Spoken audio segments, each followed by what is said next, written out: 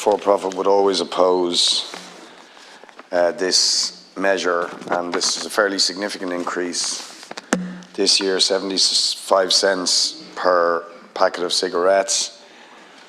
And we do so because, of course, we completely support the view that we need to reduce the number of smokers, reduce the number of people who take up smoking, encourage people to stop smoking. There's absolutely no question how bad it is for your health. But the fact of the matter is that smokers are addicts. That's it, they're addicts. And a huge number of the people who smoke would be people who've become addicted over, many, many years ago. And they are being punished with this and with successive increases year in, year out. They're being punished for their addiction. And I don't think that is the right way to deal with an addiction, to punish people. And the Irish government, I have to say, exceeds most people in this punishment. I was just quickly calculating what the increase will mean, and it's going to be, for a week, it's going to be €5.25, I think I'm right in saying, additional per week, €273 additional a year. And if you smoke a packet of cigarettes a day, it's now going to cost you in the year €6,100. That's a shocking amount of money, and of course it would be far, far better if people didn't spend that money on smoking and doing such damage to their health. But for people who are addicted, it's difficult. And as others said, some people just like doing it, maybe they shouldn't, but mostly it's an addiction. And I think when you consider now the difference that exists between countries like Spain and Portugal and Greece in terms of the difference in the cost of a packet of cigarettes, it's pretty stark.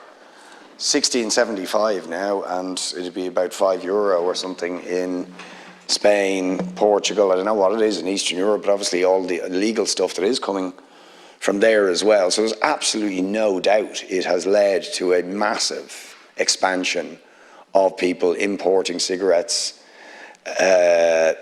illegally, and the growth of that illicit trade. So I do think there are question marks over how it is fueling that illicit trade. And I also would say that I think, Minister, there would have to be some question marks over the degree to which the increases have actually caused the reduction, and the very welcome reduction, in the number of smokers that you cited. I mean, I can only say this anecdotally. I won't say I've read the studies in detail, but it's very clear to me that young people these days who are smoking less are doing it because they're aware of the health impacts rather than particularly about the cost of it.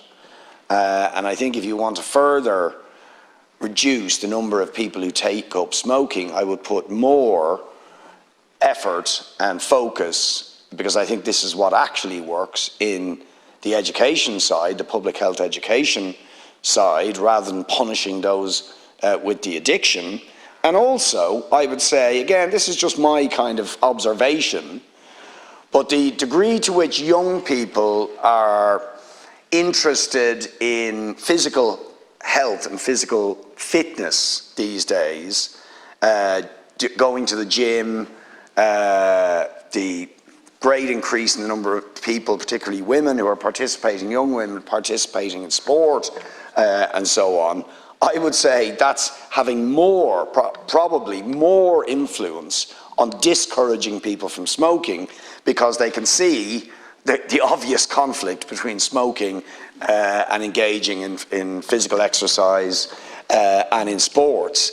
And I think it's worth saying, as a connected point, in that regard, that when I think about the struggle that many of the local grassroots soccer clubs have in my area, or sports clubs, in just getting basic facilities, particularly for young women engaging in sport and soccer, and they still don't have proper changing rooms for young women taking up soccer, or we don't have enough pitches. It's an awful struggle to get facilities for boxing clubs and so on.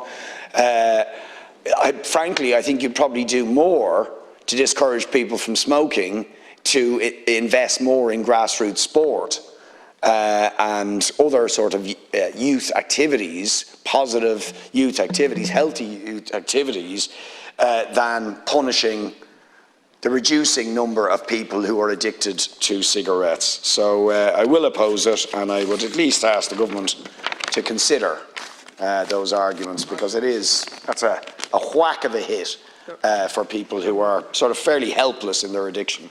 There are 2 speakers left.